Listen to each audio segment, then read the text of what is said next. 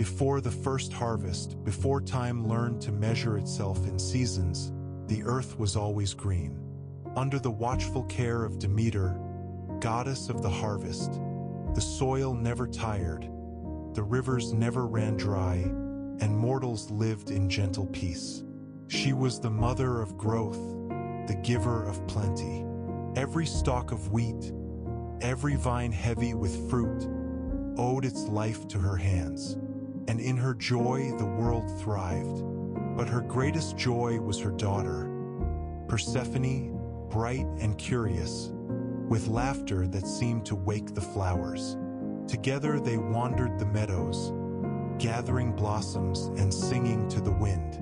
Where Persephone's feet touched the ground, violets and lilies would bloom. The earth adored her, as all living things adored her mother. Demeter often said, "As long as you walk beside me, the world will never know sorrow." Yet in the hidden depths below the world, another god was watching. Hades, lord of the underworld, saw Persephone dancing in a field one morning, sunlight tangled in her hair. And for the first time, the god of shadows felt his heart stir. He was not cruel, only lonely. The underworld was silent, vast, and empty of warmth. He wanted someone who could bring color to the darkness, someone whose presence could soften the endless night.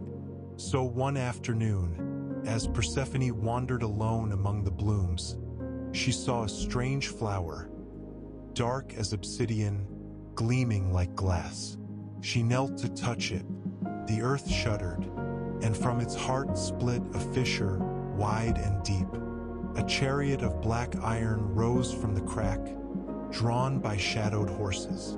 Hades emerged, his cloak rippling like smoke. Before she could cry out, he reached for her hand and pulled her into the depths. The earth closed above them, and the meadow grew still.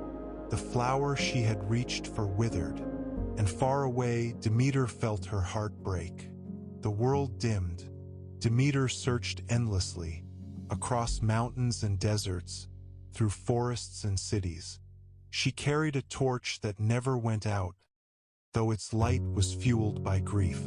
Everywhere she passed, the fields turned to dust. Trees shed their leaves, rivers slowed to a trickle. For 9 days and nights, she wandered without rest, calling her daughter's name. Her cries echoed across the barren land, unanswered.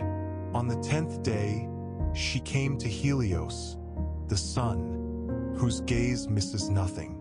"Tell me where she is," Demeter demanded. Helios lowered his light and said gently, "She is with Hades, queen of the underworld. Zeus himself has permitted it." At those words, Demeter's sorrow became fury. She cast aside her torch and the world grew cold.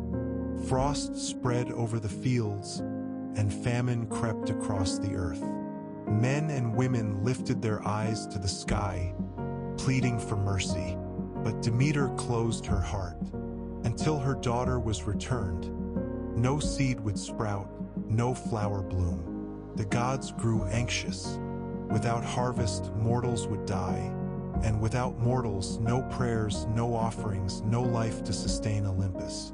At last, Zeus sent Hermes, the swift messenger, to the underworld. There, Persephone sat beside Hades, her face pale but calm. He treated her with gentleness, though she longed for the world above. When Hermes arrived, Persephone rose with hope, her heart beating fast. "Your mother calls for you," Hermes said.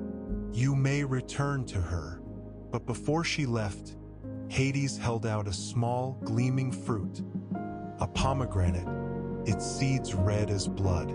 He said nothing as she took it. She ate 6 seeds, sweet and bitter on her tongue. And in that moment, a bond was forged. When she stepped once more into the light, Demeter ran to her, weeping with joy.